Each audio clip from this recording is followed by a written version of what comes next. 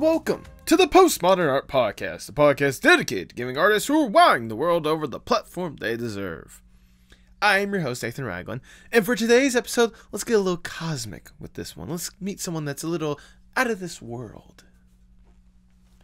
Today's guest is Beck, a VTuber and wonderful artist who has a lovely aesthetic, a cute art style, and a great model just to boot. Beck is someone that I've been lucky to know ever since I've really divulged myself into the VTubing community, and seeing their art and their style and their aesthetic, I knew it was only a matter of time before I had them on the podcast. Make sure you support Beck with all the links down below, especially their Twitch streams.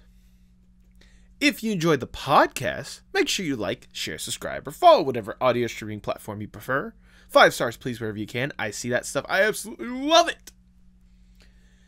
If you enjoy the podcast and want a place to talk about it, or at least a place to showcase art and really connect with other people about their artwork and such, maybe you should consider joining the Artist Sanctuary Discord server.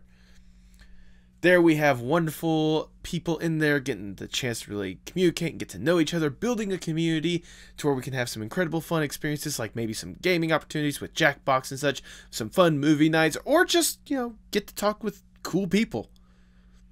Link to that Discord server will be in the description below.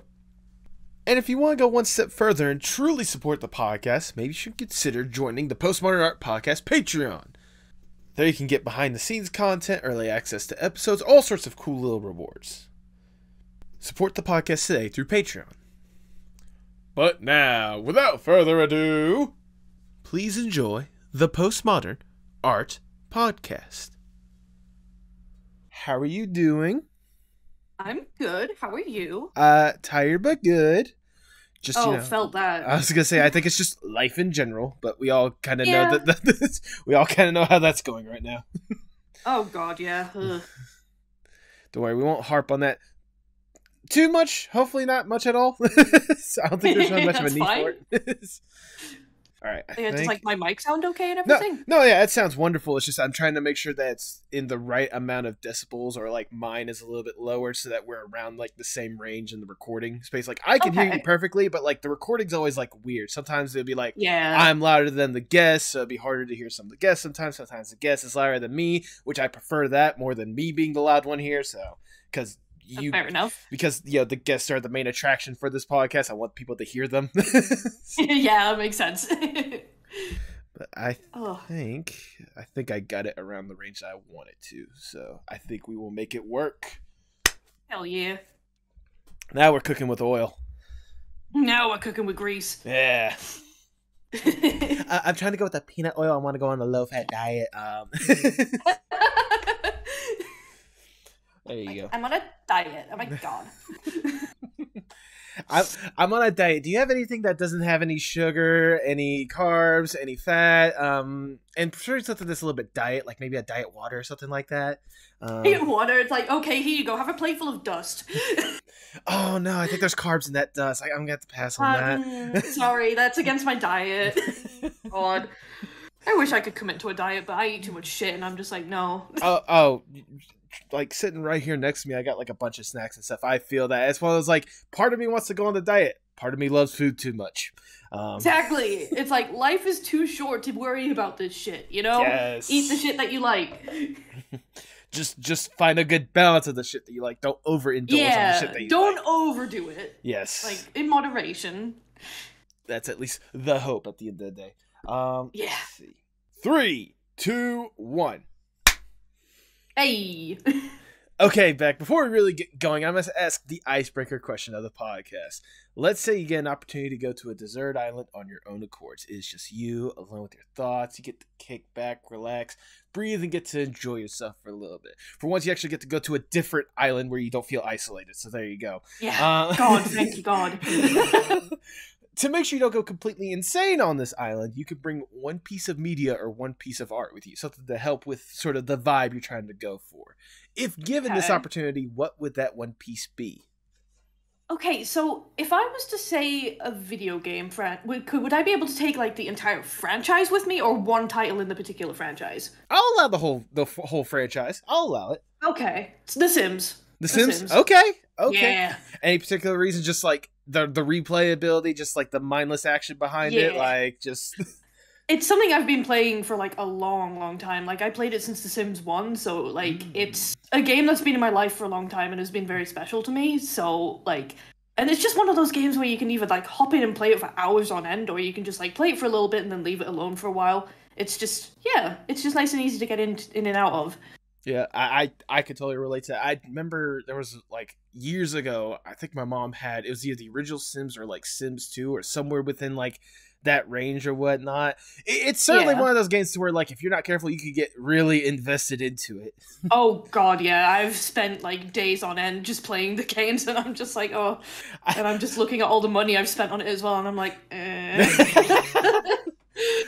I don't know. I think I talked about this before somewhere, maybe not on this podcast, but the most vivid memory I have of The Sims is there was like one time where I had just this like single character. I forget what the guy's name was or whatnot. Just, you know, in a house on his own or whatnot, just doing his normal stuff. And then all of a sudden, out of nowhere, a clown just like, just walked up to the house and just like made himself at home. For like no apparent reason. The sad clown. The sad clown. Exactly. It's like just a sad clown or whatnot. And so eventually, like, I told the guy, okay, you gotta tell this clown to leave. And the clown reacted by setting the place on fire and killing my guy.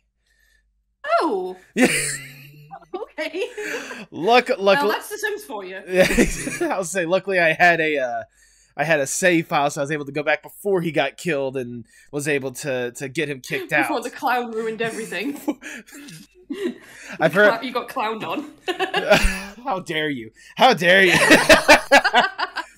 But nevertheless, the Sims franchise, that's your answer. You're locking that in. I am locking that in. Then if that's the case, I cannot think of a better way to start the Postmodern Art Podcast. Welcome everyone. I am your host, Nathan Ragland. Feel free to subscribe or follow whatever audio streaming platform you prefer. You can support the podcast on Patreon. Go to patreon.com/PMAP. And follow us on Twitter and Instagram at PostmodArtPod for future updates and guest announcements, including today's guest. They are an artist with a lovely aesthetic and a cute art style. They are also a cosmic witch VTuber. Welcome to the podcast, Beck! Hey, that's me! That is you. How are you doing today?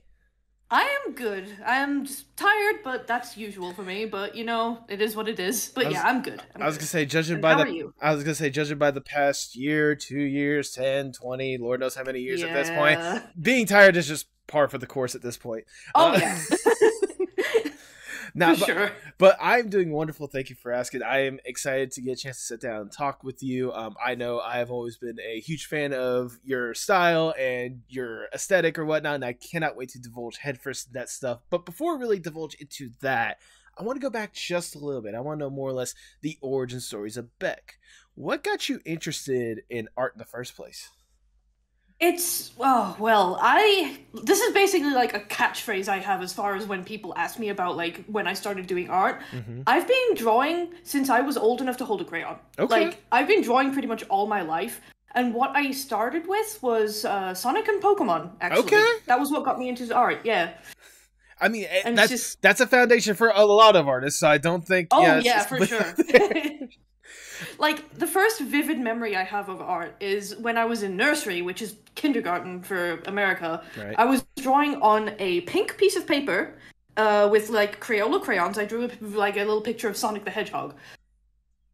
And, like, that's incredible that I even remember that, because a lot of my memories from my childhood, gone. Oh, duly noted. Yeah. I was gonna say, wait, are you the person, the origin behind Sonic? Was that you? Was that you? No, I'm joking. I wish I could take credit for that. Just imagine the legacy you've left behind just as a kid. Oh my god.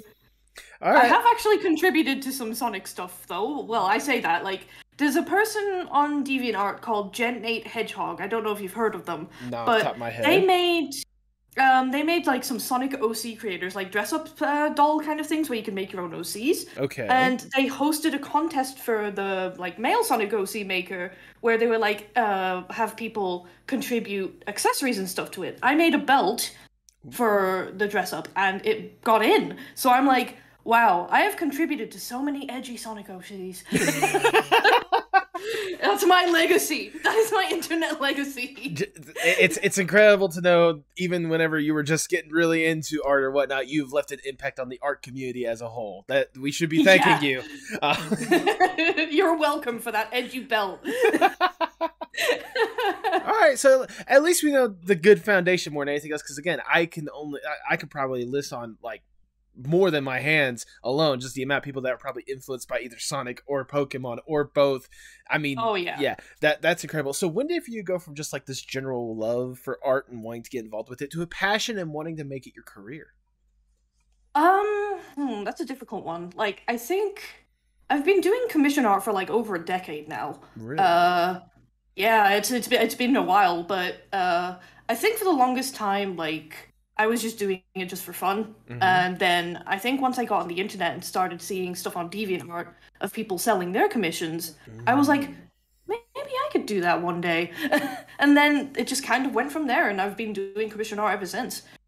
I mean, that's fair. And I mean, obviously, another good foundation to go with that is obviously DeviantArt. I can only imagine. Oh, yeah. I can only imagine, especially with, like, you said you've been doing this for over a decade. Over a decade ago, that was probably like DeviantArt's like heyday when everyone that was an artist was on DeviantArt. So I can only imagine how much of an influence being on there and seeing all these different creators, like how much of that influence kind of you wanting to get into art.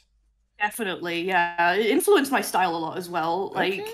I'm pretty sure the way I learned to like draw human heads and stuff, I got from like a tutorial from DeviantArt, and that's just kind of stuck with me and all that. I mean, it's a good art resource, but it's nowadays it's a bit of a cesspit of a website. But I'm not going to go into that. Look, like I said, they were talking about over 10 years ago when it was in its heyday. There's a reason why I said when it was in its heyday. Yeah. Can you think of some of the creators on DeviantArt that was a major inspiration for you, or just like inspirations for your art in general? Can you think of like some of the biggest ones?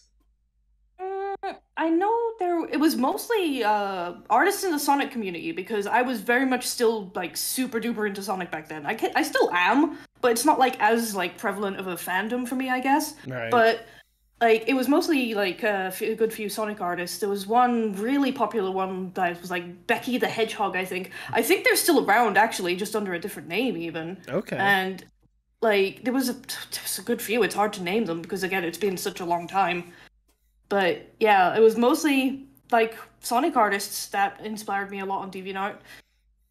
I mean, that's obviously fair. I mean, just let's divulge into the Sonic wormhole or whatnot for just a second there, if I may, because it's one of those like let like just stepping back, like just thinking about Sonic as a whole, like with all the characters that is developed, like canon in this series or whatnot, and kind of the what's the word I'm looking for? Kind of the room for opportunity or whatnot. Like it's a great like foundation for like a lot of artists. I can only imagine. I can only imagine like for you, especially like again younger, like that was like the foundation or whatnot. Just seeing kind of how it's evolved and how people have been involved in some of the creations that come out of it. Like I can only imagine how much that inspired you in some aspects.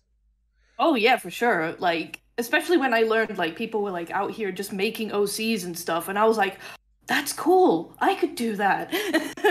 And so I started doing that. And I think that's where I started making like OCs and stuff. Well, there you go. There you go.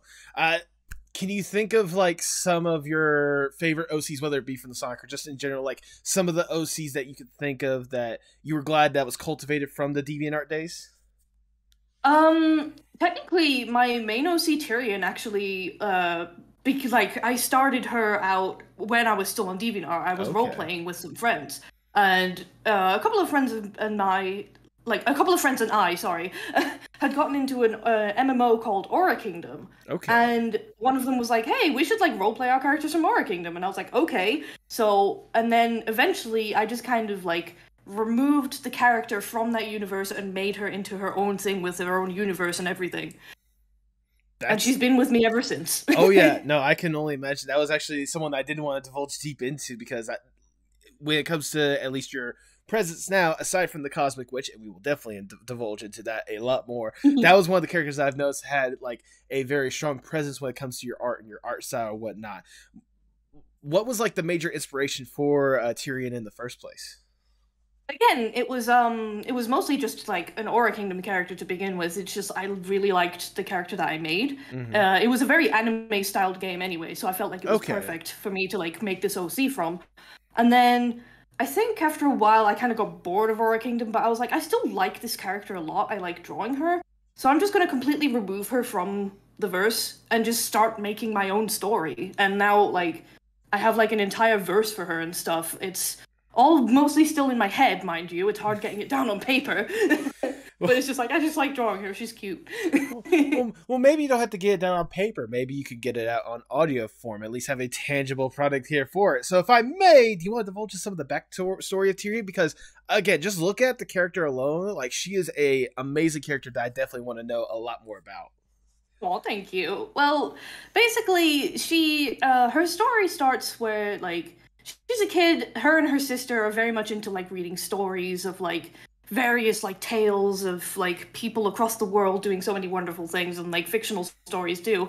And it inspires them to travel the world once they came of age. And then, basically, they start traveling the world, but they are faced with, like, a lot of misfortune, like, some really terrible things happen to them.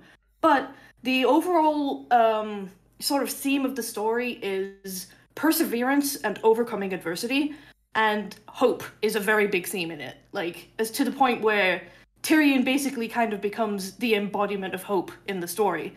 Okay. I mean, it's nice to know that you have a good strong lead for the story that I bet you've wanted to tell for a good bit. Can you think, yeah. I was gonna say, can you like, how long have you been like trying to develop basically the story of Tyrion? Because again, seeing how much you like to go back to her or whatnot, I can only imagine like how much you've developed for her. Yeah, oof, that's a good question actually. Like, I want to say at least 6 years, at least. Yeah, she's been around for a while. Like, again, she originated from a little anime MMO, and then trying to think, because I've made like various AUs for her as well. Like, funny story, I made a League of Legends AU for her, and I was role playing that on Tumblr. That's how I met my fiance. Oh wow! Yeah, we met. The only good thing League of Legends has done for anyone.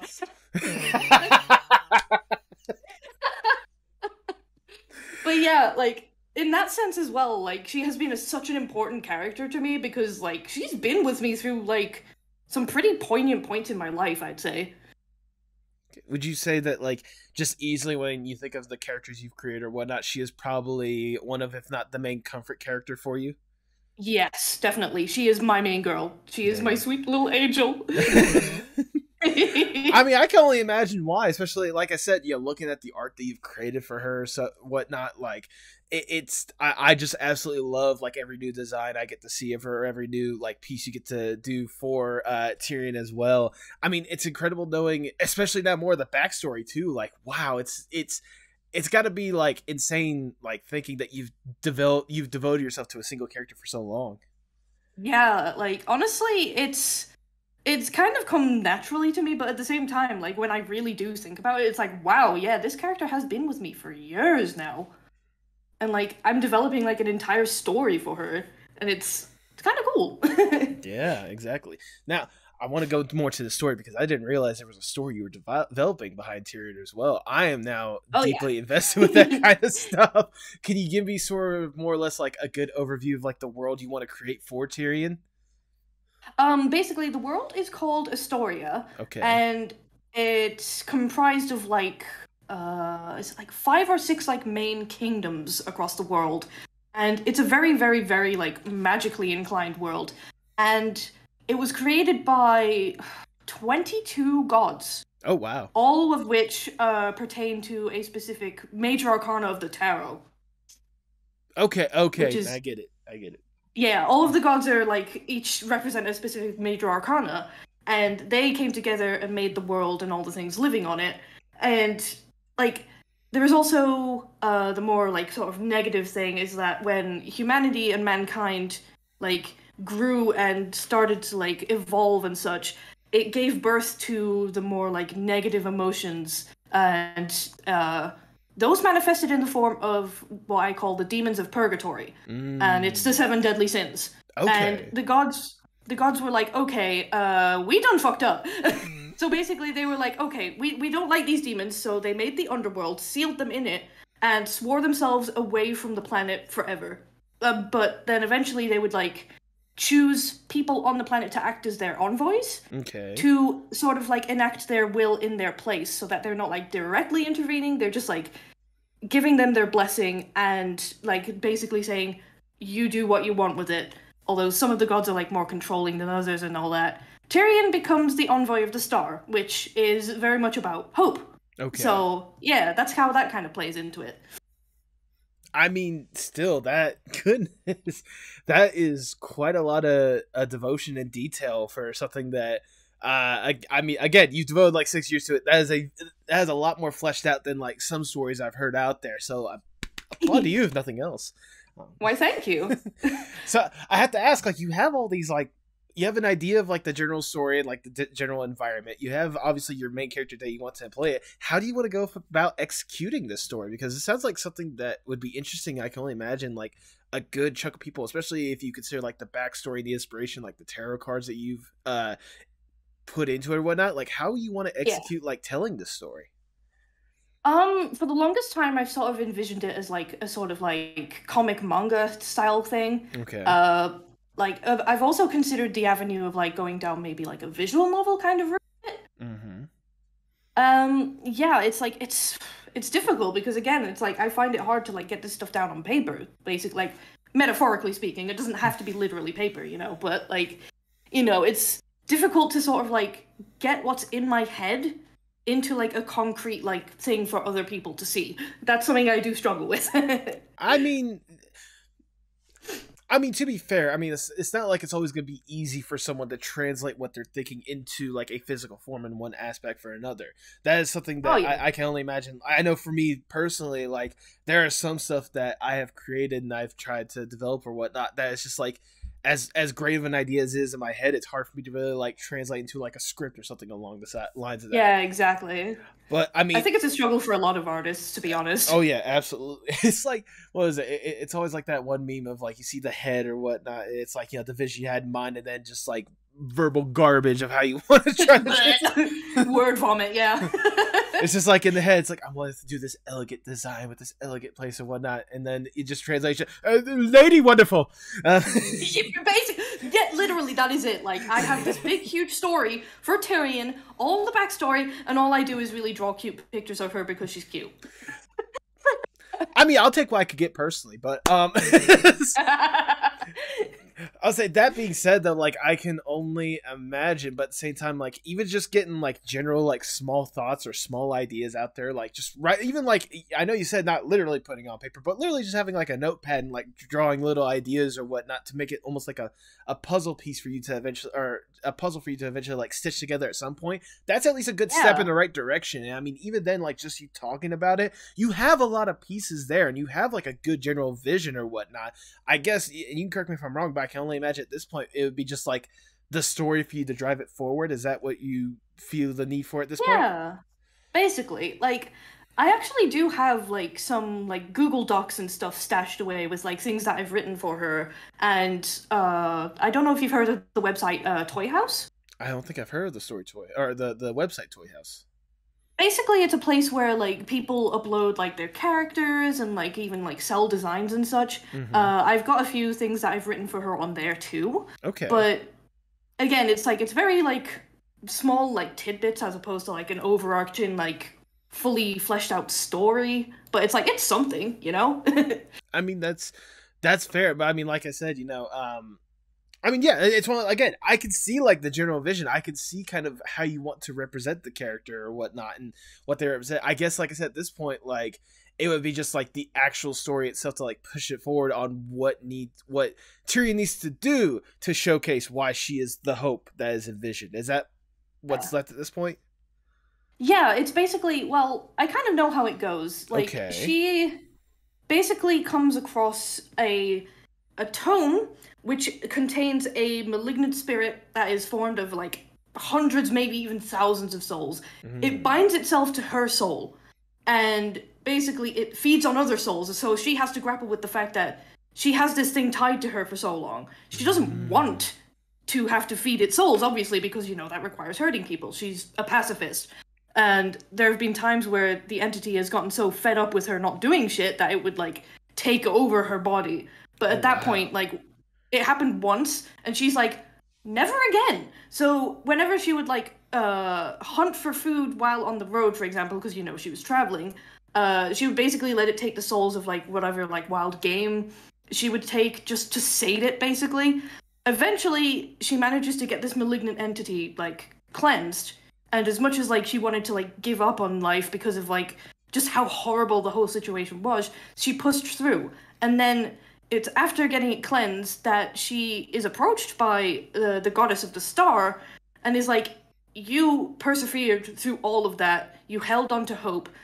You are like my perfect fit for an envoy, basically. And that's how basically she becomes the embodiment of hope, because despite all of the horrible things she went through, she never gave up. She always held on to hope.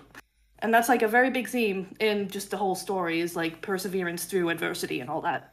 There you go. I mean, if nothing else, at least getting that story out there and getting it, like, translated out there to the people, that'd be a good start. And if nothing else, maybe, like, having it officially, like, there or whatnot, it could maybe get the gears turning for what you may want to do next. Or at least just telling yeah. Or at least just telling that story in the first place, just to get it out there. Because if I'm be honest, like, you explaining that and, like, talking about, like, the struggle that Tyrion had to go through whatnot with that malignant spirit or whatnot, that's, like... That's an interesting story on its own. I think that could, like, carry, like, a good bit of the message that you're trying to go for in the first place. Yeah, well, I appreciate that. I'm just being honest with you. And, I mean, obviously, like, Tyrion is, like, the main character or whatnot that you got going on. And obviously, like I said before, you got a lot of good stuff going at that one. I certainly am excited to see what would be next with that one. But, you know... We're talking about these characters and obviously, like, the inspiration or whatnot. That's not the only thing you've really invested yourself into. I mean, obviously, I am talking to a virtual cosmic witch right now, so I think it's better right now to talk about... I want to talk about, like, VTubing or whatnot. I have to know, because, again, with every single VTuber is always, like, a different story or whatnot. What exactly got you interested in streaming and VTubing in the first place? Well, so streaming is something I wanted to do for a long time before, like, VTubing really became a prevalent thing. Okay. But I always wanted, like, the sort of, like, interactability of being able to, like, see a person, but I'm too self-conscious to do facecam. So then when... Basically, I started watching YouTuber Kizuna Ai. I think she's basically, like, the first VTuber, or what made VTubing become, like, such a prevalent thing to begin with. Okay. And then... a good friend of mine called Deval, she started doing VTubing as well, and I would basically, like, I saw her, like, 3D model and stuff, and I was like, wait, I know that program, that's VRoid Studio, and so I asked her, I was like, hey, how did you go about doing all, like, the tracking and stuff? And so she told me, and then I was like, okay, maybe this is how I get into streaming. Hey. And basically that's kind of where it went. There you go. And I mean, obviously, like, oh, so sorry. Going back just a little bit, what was the program you said that you knew about? VRoid Studio. VRoid Studio. How did you first hear about it? How did you get familiar with it in the first place? I believe it was actually a while ago. Like, again, before VTubing was really, like, in my general sphere. Mm-hmm. It was a program released by Pixiv, I believe. And people were, like, talking about it on Twitter. Were like, oh, this is really cool. You could, like, make your own season it. I tried it out. I wasn't very good at it at the time, so I was just kind of like, okay, this is something maybe I'll delve into again at a later date. And then I learned that, like, oh, hey, people are streaming with VRoid avatars. And I was like, okay, this is where I get into it. Is that the same program they're using even now? Am I talking to a yes. model in that? Awesome. Okay, nice. Hey, you said, you know, you sucked at before or whatnot. It's good to know that with practice and execution, look what it's turned into being. Oh, well, thank you. So I have to know, like, obviously, like, whenever you were first starting with the streaming and the VTubing or whatnot, obviously the one that I'm talking to right now is not the final model. I know you had a little bit more of a, I guess, a comfortable model, if I may say, when it comes to the Beck character or whatnot. What inspired you to, like, want to go with that to represent yourself, at least in the first place? It was basically just, like, I just, like, at first, you know how a lot of VTubers, like, have, like, really deep lore and stuff from the get-go. I was just kind of like, I'm just kind of a person, really. Yeah. So that's why I kind of just went with, like, just a very simple, casual model to begin with. But after a while, I was like, you know what? I do want to like do some lore stuff. So that's where the Cosmic Witch came into play, basically. There you go. Now you want to divulge into some lore. I definitely want to hear the lore. What exactly inspired you to go with the Cosmic Witch, and what was unique about the Cosmic Witch concept that made you want to stick with that? The funny thing is, like, I think originally my idea was to, like, go with, like, a sleep witch because, you know, I'm always tired. So I was like, you know what if it's, like, I am a witch who sacrifices my own sleep to make sure others sleep well or something. But then I was like, not sure. And then I thought Cosmic Witch because I love, like, cosmic galaxy aesthetics. Like, this background I have behind me, for example. Like, this is my jam. Yep. So I was like, you know, Cosmic Witch, okay. I don't really know if I've ever seen a Cosmic Witch before, but it sounds kind of cool. And then that's just kind of where it went. It was more like, I just like cosmos, I like witchy things, and that's basically it. As far as my lore, like, my old model is actually technically part of my lore, in that I was just a regular person who ascended to be the Cosmic Witch. And it's, oh god, I have like a whole, again, it's another case of like, I have all the stuff in my head, but it's difficult to sort of like express it.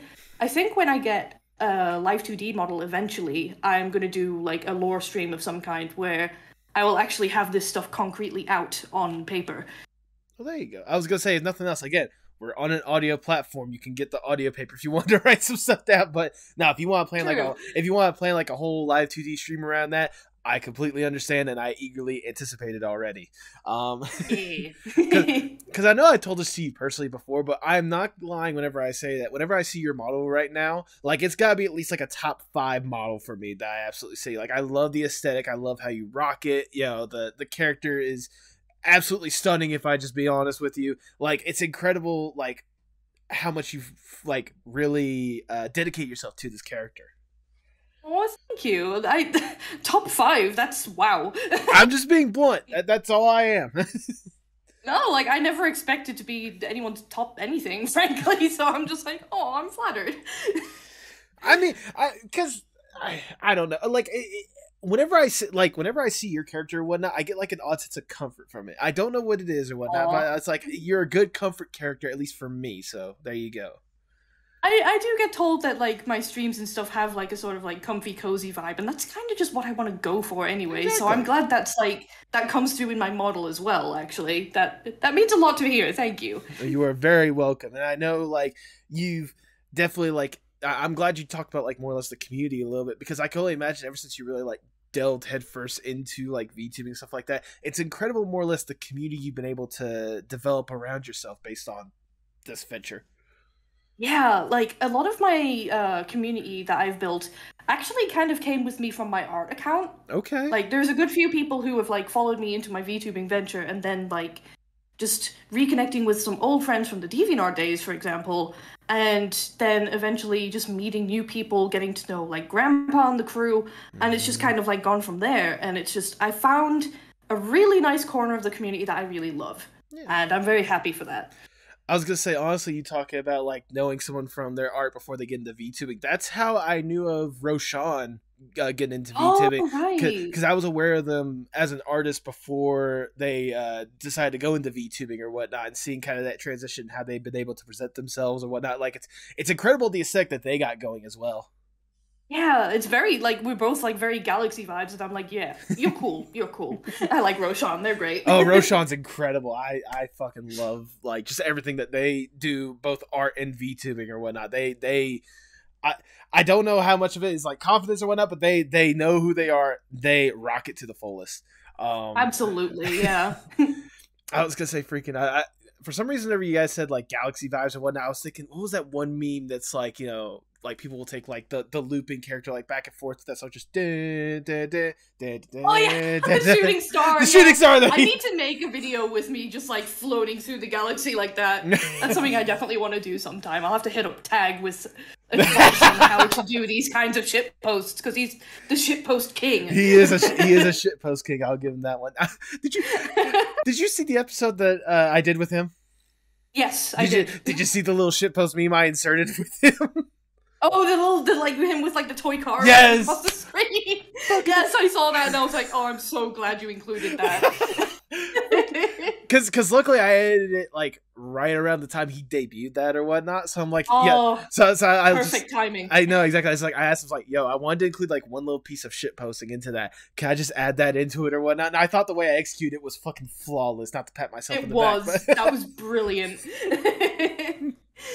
Oh man. But getting back to the community or whatnot, more or less, like I said before, it's incredible kind of the people that you've been able to get to know through here, whether it be from your art previously or the people that you met through VTubing since you started through that. Does it ever just like blow your mind a little bit, just kind of the people you've been able to meet along the way, and like the community you've been able to develop since you really went head first into this? Oh yeah, for sure. Like again, like not to I think every VTuber ends up coming back to Grandpa, but like he is a big presence in the community. Oh yes. And I am absolutely honored to call him a friend and just to have been able to meet so many amazing people through him. Like I'm pretty sure I met you through him, for example. Oh yeah. That's exactly what it is. I'll be the first one to tell you that. It's exactly how I got to know you. Like Grandpa, I feel like he's just brought so many wonderful people together, and I'm just like eternally grateful for this little like I said, this little comfortable corner of the community that I found myself in. Yeah. And it's just a bunch of wonderful, amazing people, very talented, incredible people that I'm like lucky enough to call my friends. Absolutely. I mean, especially how Sam is able to like welcome everyone and to get everyone more or less involved or whatnot. That's something I hope to at least somewhat aspire for when it comes to this podcast and the community I'm slowly trying to build around it, you know? Yeah, like that's definitely something I've seen with your podcast is like you involve everyone, no matter how big, now how small, like no matter who they are, where they're from.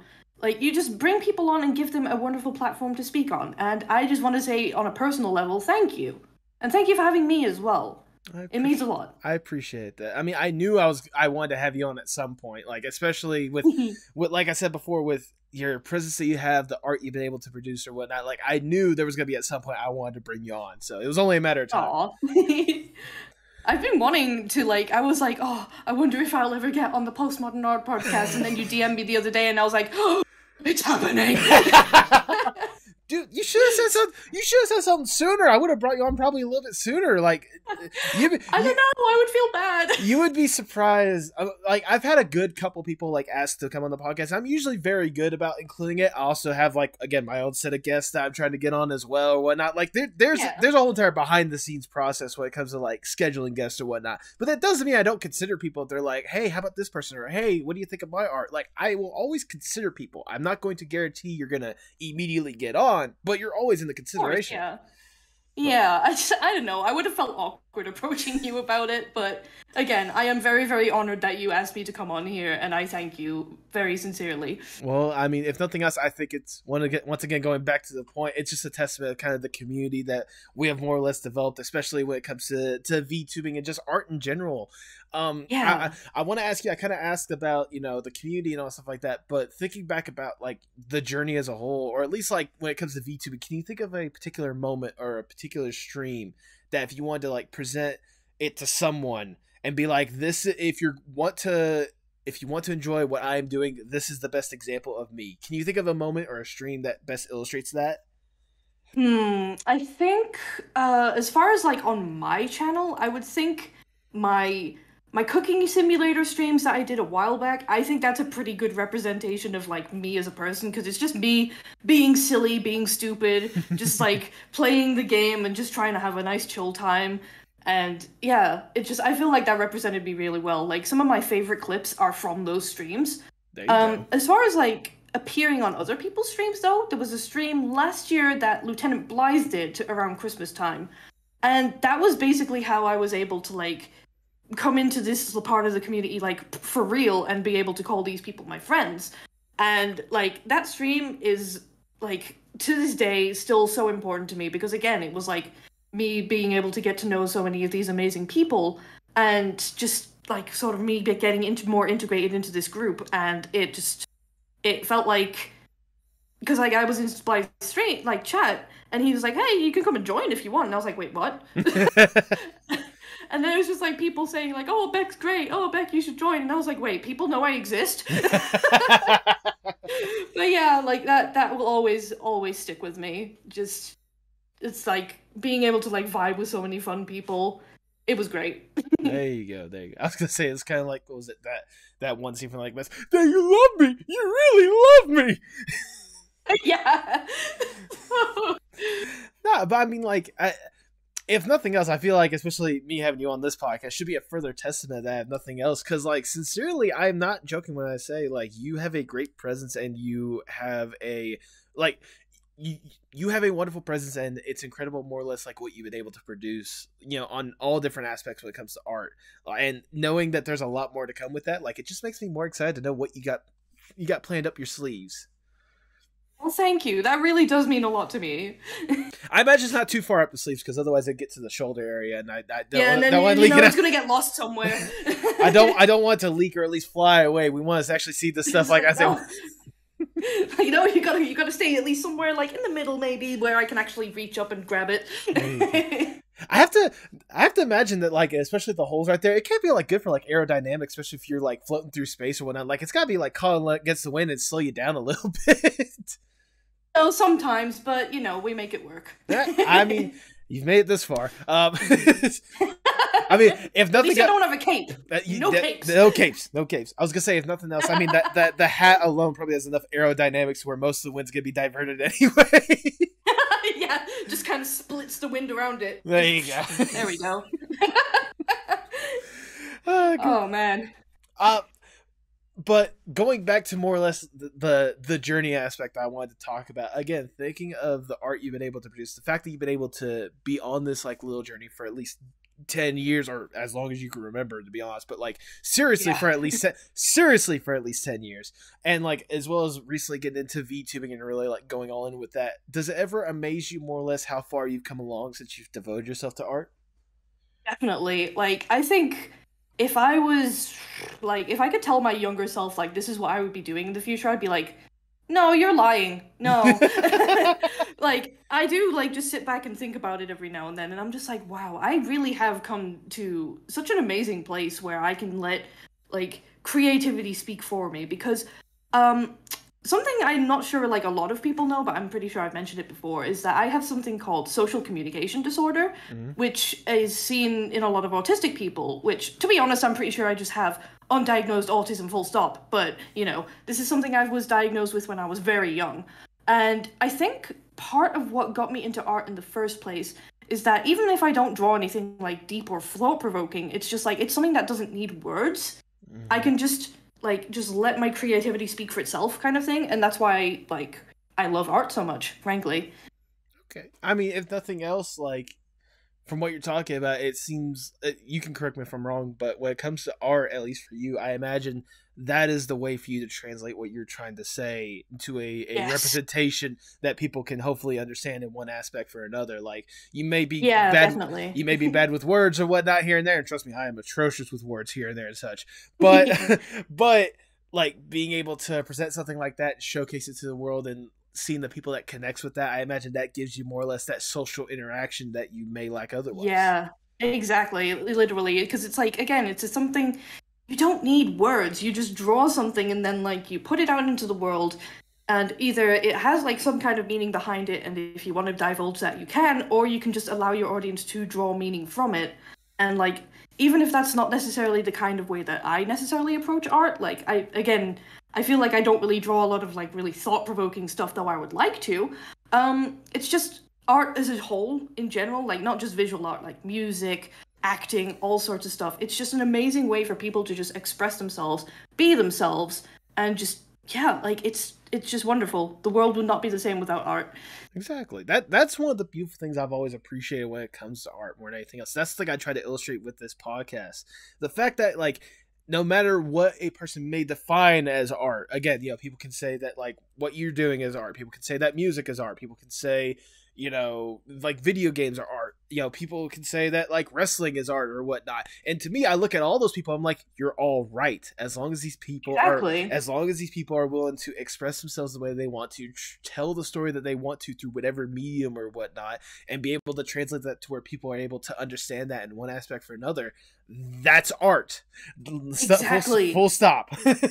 Like, it's just, art can be so many different things. And again, that's another thing that I love so much about it, is that there's so many ways that you can express yourself. Like, even if you say, like, oh, I can't draw very well, maybe you'd find something else that you're really good at, like, say, programming video games or making music, you know.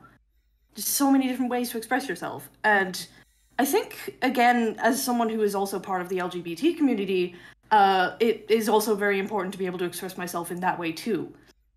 Right, exactly. I mean, that is another like very good point as well. Like, especially in today's day and times where it seems like you could be talking to a brick wall when it comes to LGBT rights to some people or whatnot. Yeah, exactly. But like the way that some people, especially yourself, are able to translate that and be able to showcase to other people, hey, this is how I feel, or this is the way that it is for me or whatnot. Like, if nothing else, and you could be wrong, but especially with the LGBTQ plus community, like, art is almost more or less like an asset for them to help tell that story and help get more people on board about that aspect of themselves. Definitely. Like, literally just the other day, I was out in the city with my fiance, and we were like going into various like sort of like geek shops where it had like a bunch of like books and manga and figures and stuff, and like in several of them there was like little sections dedicated to like LGBT stories, like books, comics, manga, all kinds of things. And it was really, really nice to see, because it's like, it just goes to show that like there are places that are accepting and are willing to like dedicate spaces to being like, hey, this is where you can find like LGBT creators. We're going to put them like on display in the spotlight and just let them really show their work. And that just, it made me very happy, actually. Good, it should. I mean, because I can imagine for you yourself, like, you're also a LGBTQ plus creator yourself. You like to, I imagine for you, especially with some of the characters you've created or whatnot, like, it must be like important for you to have that representation with just about every single character, have that representation ingrained in them, not just as a selling point for that character, but the fact that this is who they are, this is the person that they definitely are. Basically, I think with my OCs, it's basically you can just assume that they're bisexual unless otherwise stated. Like, I don't really think off the top of my head I really have any heterosexual OCs. Like, Tyrion's bisexual. I mean, you say that like it's a bad thing, but I mean, honestly, it is not a bad thing. Again, it is a way for me to like sort of just get that kind of representation out there. Yeah. And it's important to me because I am bisexual and I am also non-binary, so it's like, you know, having those avenues to express that kind of thing is very important. Yeah, exactly. I mean, I was just about to say, like, the reason why most of the characters are bisexual, for you at least, is that's for you, like, you know what that is, that's the story you can best tell, and that's the way that you want to tell it. Yeah, like, because it's like, you know, like I said, I'm bisexual, so it's like, okay, well, I can represent that through my characters with ease, because it's just something that comes naturally to me, because it's just who I am. Yeah, exactly. And I mean, you could probably attest to this as well. Like, at least for me, I feel like, I'm not gonna say we're there yet, but at least we're on the like the right track of people being able to tell these stories and being able to like truly represent and truly illustrate out there to the world, like the people that are in these circles and want to tell that story like as it should be, as human people telling human stories. Exactly, yeah. Like, going back to like me being out with my fiance the other day, it's like that goes to show that we are on the right track. It's just, you know, there are circumstances where it's more difficult, obviously. Like, I live on UK, which is known as Turf Island. But you know what? My fiance and I are moving to Norway sometime this year, and I cannot wait to get off this hell-forsaken island. There you go. Get the fuck out of here. Get it out of here. I was gonna say, God. I was gonna say, look, I live in America, all right. I think you just saying that alone, you can understand just how much of a freaking clusterfuck that is, and I envy you going to Norway. Yeah, like, I'm fortunate enough to have a fiance who is a Norwegian national, so like, there you go. Like, him getting into the country is easy. Immigration for me is going to be a little bit more difficult because of Brexit. God, let's not even get me fucking started on that shit. Look, let's just put it like this. For those that know, oh my God, it's fucking hell, and I feel so bad for you. Yeah, exactly. Yeah, that's... If you know, you know, and if you don't, then, like, you know, it's probably better that way. If you know, you know. If not, may God have mercy on your soul that you never have to understand it, because it is hell. Exactly. Times over. Literal hell on earth. Oh my God.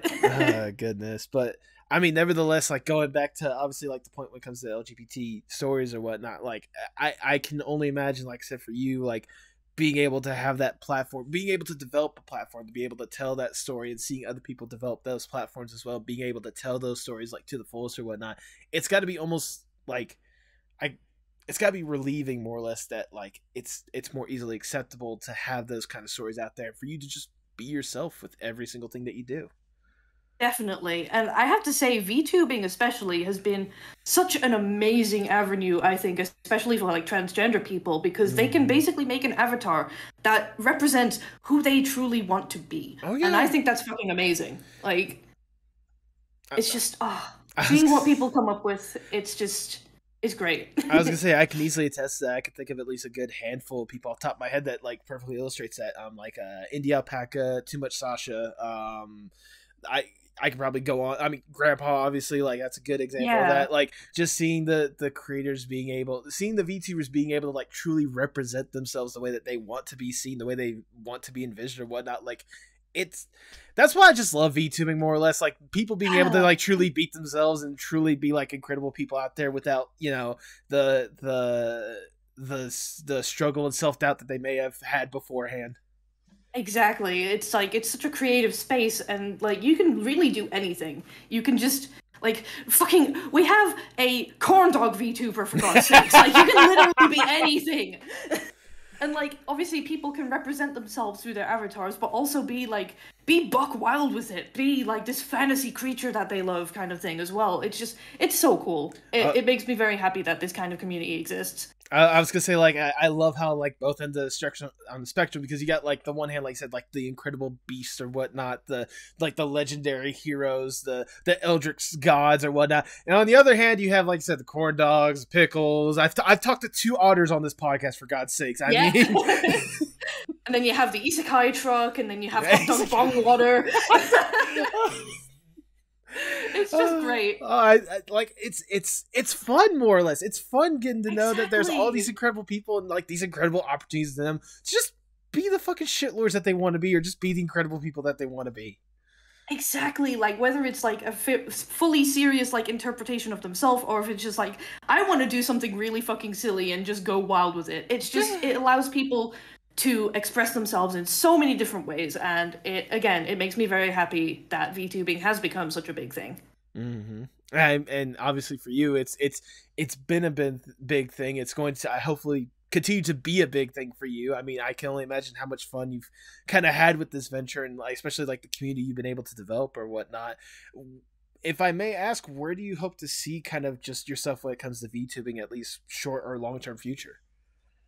Well, basically, I'm thinking when I move to Norway, I'm going to probably have to go on a bit of a several month hiatus, actually, because I'll be living with my fiance's parents, and therefore, like, I would feel bad, like, streaming and being crazy while I'm under their roof, you know? But I think during that time, I would like to start working on a Live 2D model. Like, I'm thinking of maybe doing it myself, the art and the rigging, if I can, like, get my head around it.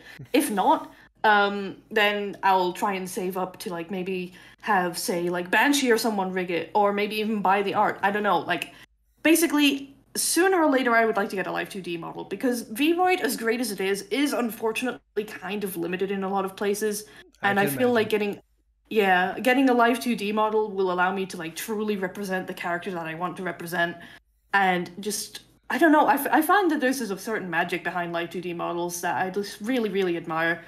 And yeah, like, getting a Live 2D model is a big thing for me as far as my VTubing my VTubing journey. And also, I think once I get like moved and settled into Norway, I would like to try and tackle it as more of a full-time thing. There you go. If possible.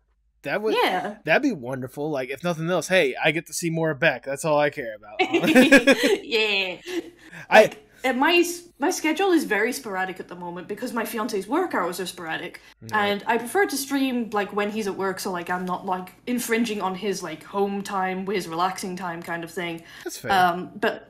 But like when we move to Norway, he is applying. He's actually going to be interviewing when we go on vacation next month for a teaching assistant position over in Norway, which is something he's wanted to do basically his whole life. There you go. And he will probably have like a part-time job on the side, because he's going to be like a part-time like assistant for, I think it was a student with special needs actually. Okay. So like assuming like that leads to him having a more like structured work life, that will lead to me having a more structured streaming life. There you go.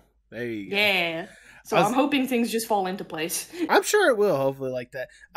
I was gonna say, I know my older brother, Jacob, who's actually a supporter on Patreon of this podcast. I don't know if he's still doing it. I think he's still doing it, or he's trying to get out of it. But for like the longest time, he was also a teaching assistant, helping out with special needs children for the same school that his wife worked at as well.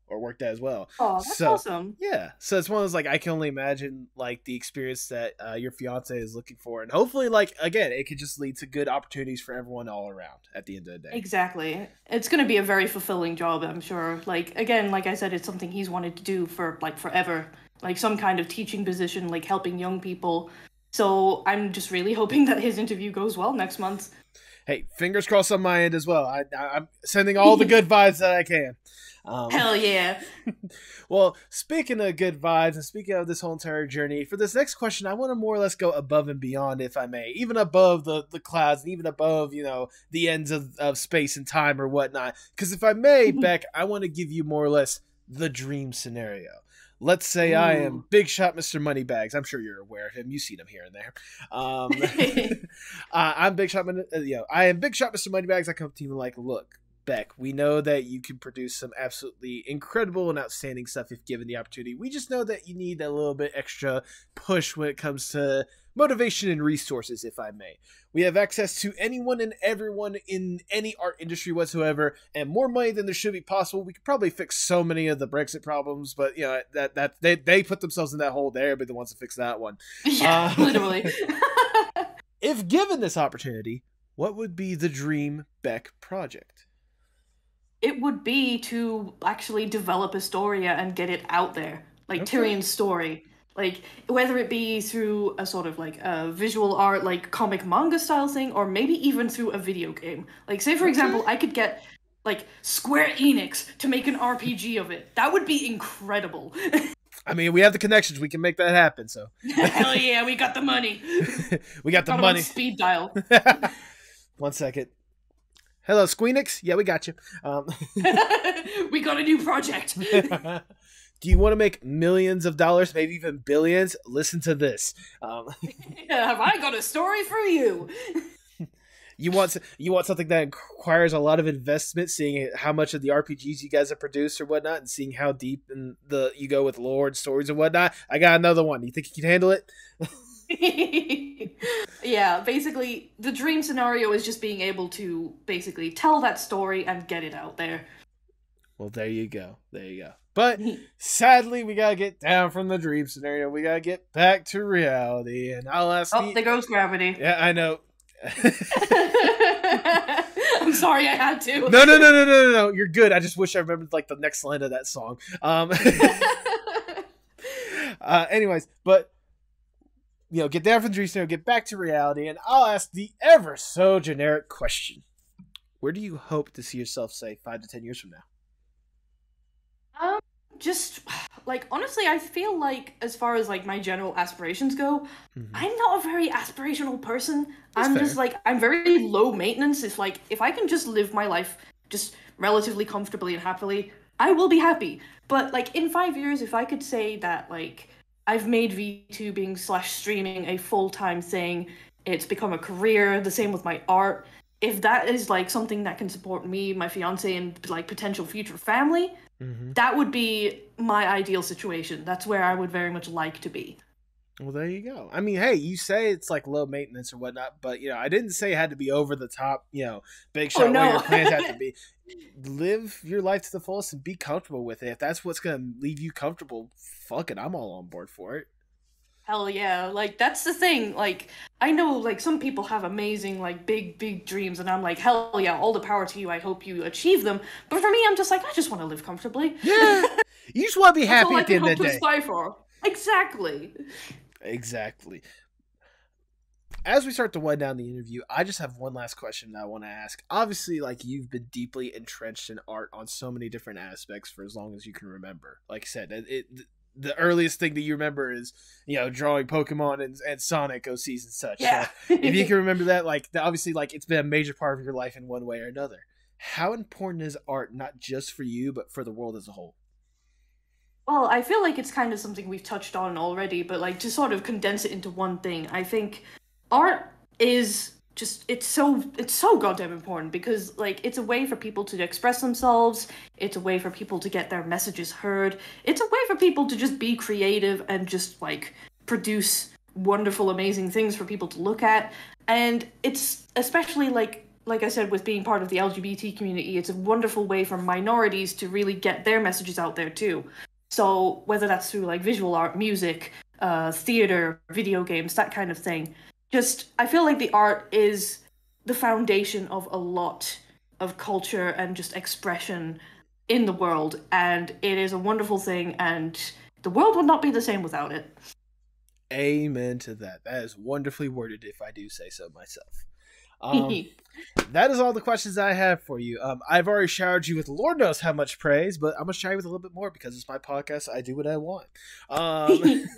Beck, I know I've said this before, but your presence and what you've been able to present out there into the world is something that I truly love and admire every single time I see something new coming from you.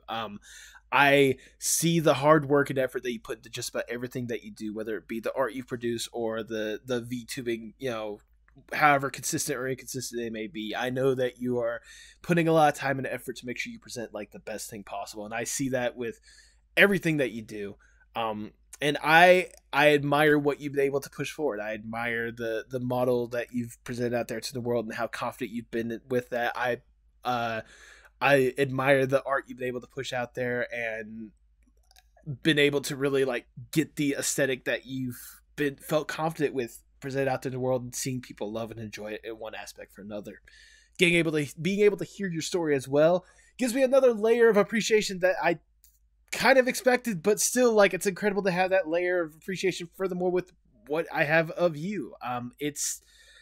I greatly appreciate you being able to put yourself out there like this and truly like bear your heart out there with just about everything that you do. And I sincerely hope that more people get an opportunity to see that and appreciate it the way that I do. And because I feel like with everything you've put into this, you deserve every little bit of love and appreciation. So thank you for what you do and keep up the awesome work.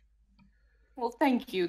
Oh my god, that means a lot to me, actually. I'm probably gonna like load up the YouTube video whenever I feel bad and just play this little segment to remind myself like, hey, you're doing good things. Hey, but really, it means a hell of a lot to me. It really does. Hey, play this little bit over and over and over again if you want. If nothing else, I appreciate the views. Yes, exactly. No, but like get I said, that viewership. But I mean, I'm just being honest, more or less, at the end of the day. And hell, if you need like further love and appreciation, hell, I'm just a message away on Discord. All right, you're part of the Discord. So we're friends on Discord. You're part of the Postmodern Art Podcast Discord server. Link in the description below. So it's like it's not like yes. It's not like I don't have a way to talk to you one way or another. Of course, yeah. I really do appreciate it, and obviously, like, thank you so much for having me. This has been incredible. Of course, I'm glad you had a good time. Now, if people may not already show you that love and appreciation that I talk about, go ahead and plug yourself for the people at home. Well, okay, my name is Beck. As you can see, I am a Cosmic Witch VTuber, and like I spoke about beforehand, I've been an artist on the internet for a good amount of time, actually. You can follow me on BeckVT_ on Twitter or Beck_arts, and for my streams, it would be Beck_VT on Twitch. There we go. I forgot to say one last little thing as well. I know I may have already said this before, and I know my producers definitely said it a lot of times before. Thank you for doing an outstanding job with doing my producer's character, Bunny. I know she greatly appreciated it. I am really glad she liked it. It was such a fun character to draw. Oh, like, yeah. Just all the pinks and just like being able to draw like such a cute, lovely, elegant dog lady. It made me very happy to draw, and I'm very, very happy that they enjoyed it. I know, what was it? One of the first things that she at least told me is like, oh yeah, she completely understands how much of a ditzy person that she is. Like, she's definitely nailed that down. Yeah. Oh, I'm glad that I was able to capture the personality well enough too. There you go. I was hoping my instructions were at least halfway decent when it comes to just like the positive vibes or whatnot, but I think you still nailed it nevertheless with the examples and stuff like that. Like, you sincerely did a wonderful job, and I cannot thank you enough for that. Oh, well, thank you. Again, thank you for entrusting me with that piece. It means a lot to me that you would like entrust me with a piece for your producer. Yeah. I mean, if nothing else, I've been wanting to like commission you for a while before I did that. I just didn't know like what and who to commission it about, you know? And then it's like, you know, Tipsy's birthday was coming up. I'm like, I need to get her something special. Wait, Beck, got you. Got it. I got it. Oh, oh, that's awesome. Thank you. Do you have any final words before we sign off? Well, I just want to say a big, big thank you to you for obviously having me on, and again, for providing this platform for people to speak about their creative endeavors. And especially speaking when I saw the tag episode, I believe you were talking about like wanting to uplift LGBT creators this month, and again, that means a lot to me personally. So thank you. I really do appreciate it, and I appreciate everyone who supports both myself and supports the podcast. Go and pledge to the Patreon if you would like. Do it. Support our friend here. Does wonderful things. And yeah, just, you know, if you're out there and you want to create stuff, just go and do it. Whatever medium you feel was best, just create, be yourself, express yourself, let your message be heard. There you go. There you go.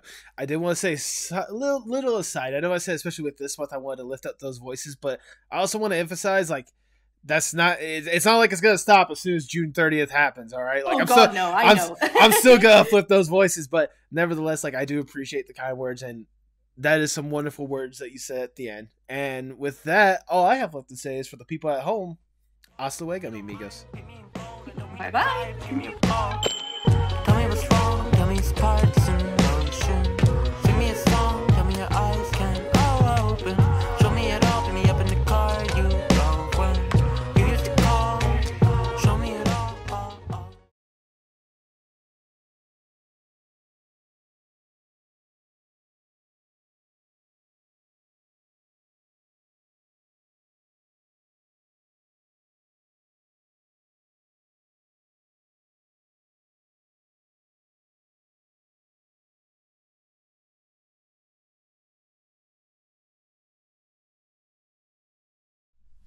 Thank you so much for sticking around to the end. If this is your first time listening, I greatly do appreciate it. If you're returning, I hope you enjoyed this interview. This was a fun one. Beck has been someone that I've really gotten to know ever since I've been a part of the VTuber community. And I knew it was only a matter of time before I had them on the podcast, so I was grateful to have them more than anything else. By the way, little update from when we updated. I know they mentioned at some point getting the chance to move to where their fiance lives. Well, turns out that's happening a little sooner than anticipated. Apparently there was some like approval process, and now they're gonna be moving there, I believe, by late July, early August, somewhere around there. Which means they might need a little help financially. So down in the links below, on top of, you know, all the other usual links, I'll try to see if I can link some stuff when it comes to like commissions or whatnot. I highly recommend you commission Beck, or at the very least just give them something. I know they're very excited for this move. It's something that they are really anticipating doing, and I want to make sure that they're set to go. So if you guys even have a little bit to give out, I know they'll greatly appreciate it. And I know with all the chaos and all the stress that's going on all different fronts, good Lord, anything that helps anyone would be greatly appreciated. Like I said, I know for me personally, I've been going through some stuff, to put it lightly, but you know, with that in mind, I always want to remind you guys, especially with everything that is going on, every little bit that is going on, if you are truly struggling right now, don't hesitate to reach out to someone. Whether it's someone you know, someone that you love, someone that you care about, or whether it's to one of the numerous hotlines that are out there to help people. If you need help, if you know you need help, don't hesitate to reach out. All right? Times are rough. We've been dealing with a lot. A lot. And, you know, it's not easy. No one is intended to deal with this kind of stuff alone. That's why there are communities out there willing to help people.